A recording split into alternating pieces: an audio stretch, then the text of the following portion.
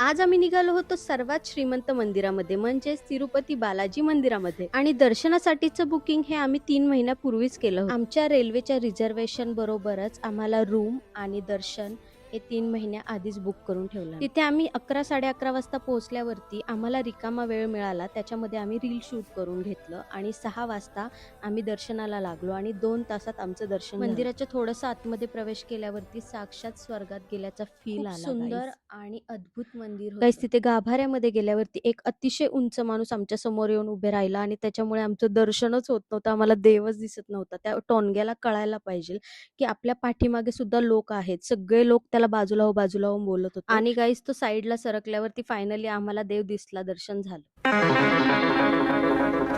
आणि गाईज मंदिरामध्ये अन्नप्रसाद घेतला. केळीच्या पानावरती खूप सुंदर जेवण होतं. प्रत्येकी एक लाडू सुद्धा मिळाला आणि त्यानंतर आम्ही आसपासचे मंदिरं सुद्धा कव्हर केले, त्यांचं सुद्धा दर्शन घेतलं. आणि गाईज आम्हाला लग्नाला जायचं होतं, आम्हाला खूप घाई होती, त्याच्यामुळे आम्ही लवकरात लवकर दर्शन केली आणि हे जे मंदिर तुम्हाला दिसते ते पद्मावती मंदिर आहे, पण आम्ही फोन सगळे जमा केले होते आणि जायच्या मोमेंटला मी हा शूट केला.